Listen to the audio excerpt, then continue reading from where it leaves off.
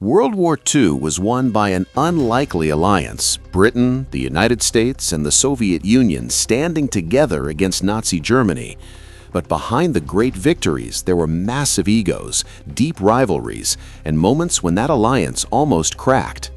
One of the most dramatic nearly came in January 1945, right in the middle of the Battle of the Bulge, when British Field Marshal Bernard Montgomery privately criticized American troops and their leadership in very harsh terms.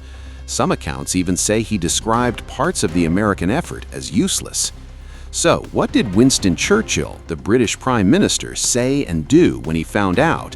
Today, we're going to uncover the full story of this explosive WW2 drama that threatened to split the Allies at the worst possible moment.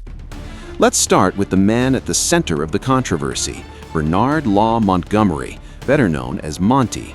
Montgomery was without doubt one of Britain's finest generals of the war.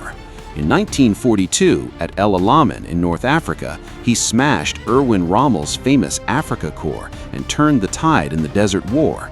That victory was a huge morale boost for Britain at a time when things looked incredibly dark.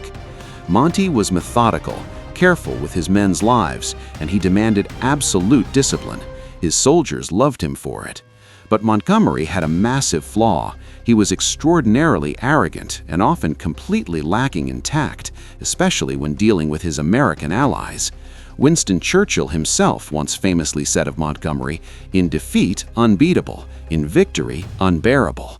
Churchill respected Monty's military talent, but he found his personality exhausting. Now fast forward to December 1944. Adolf Hitler launches his last great offensive in the West, the Battle of the Bulge. German panzer divisions smash through thinly held American lines in the snowy Ardennes forest in Belgium. The surprise attack is devastating. American forces are pushed back, surrounded in places like Bastogne, and suffer heavy casualties. Over 80,000 Americans become casualties in this single battle, the costliest for the U.S. Army in the entire war. The situation is so critical that Supreme Allied Commander Dwight D. Eisenhower makes a controversial decision. He temporarily places two American armies on the northern shoulder of the Bulge under Montgomery's command so that the counterattack can be properly coordinated. Monty moves quickly, stabilizes the northern front, and helps set up the eventual Allied victory. So far, so good.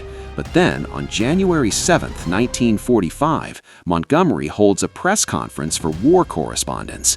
In it, he praises British troops generously and strongly implies that the Americans only managed to stop the German offensive because of his brilliant intervention.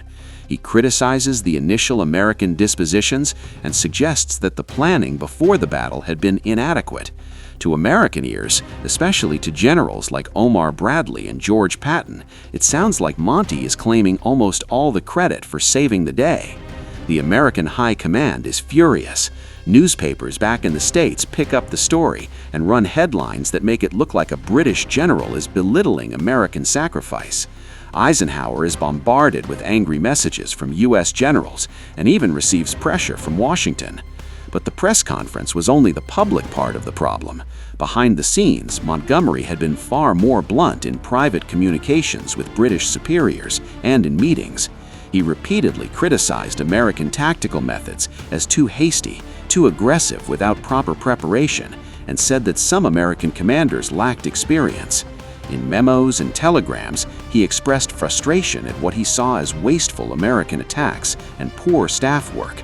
Some post-war accounts and leaked documents suggest that in private he used very strong language, describing certain American efforts as inadequate or even useless. These criticisms reached the highest levels in London. Eisenhower is so angry that he drafts a message to the combined chiefs of staff, basically saying either Montgomery goes or I do. The alliance is on the brink. This is where Winston Churchill steps in. Churchill understands immediately how dangerous this crisis is. Britain is exhausted after years of war. America is providing the vast majority of men, equipment, and resources at this point. Losing American trust could be catastrophic. Churchill acts fast but carefully. First, privately, he rebukes Montgomery sharply for the tone of the press conference and tells him to be far more diplomatic in future. He makes it clear that Monty must stop antagonizing the Americans. Then, publicly, Churchill delivers a masterclass in alliance management. On January 18, 1945, Churchill addresses the House of Commons. In his speech, he defends Montgomery's military contribution to the Battle of the Bulge, but he goes out of his way to emphasize the enormous American role. He describes the battle as fundamentally an American victory, supported by British forces. He praises the courage and sacrifice of American soldiers in the harshest terms of admiration. And most importantly, he warns against any recriminations or public arguments that could only help the enemy. Churchill's exact words in Parliament included lines like, "This is undoubtedly an American battle and an American victory," and he stressed the complete and entire unity between British and American forces. The speech is broadcast widely and helps calm the storm in the American press and public opinion. Privately, Churchill continues to smooth things over.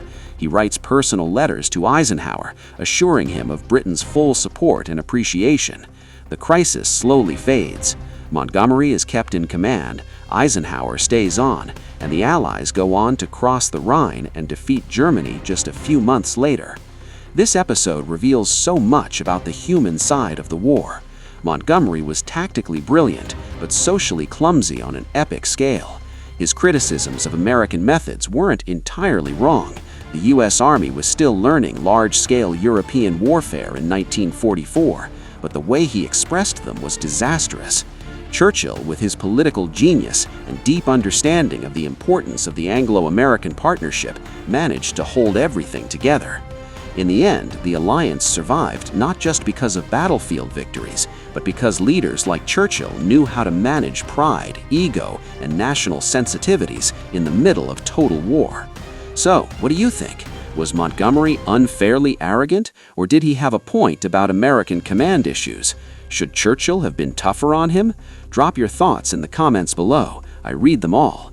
If you enjoyed this deep dive into a lesser-known WW2 drama, please hit that like button, subscribe, and turn on notifications so you don't miss the next one. Thanks for watching, and I'll see you in the next video.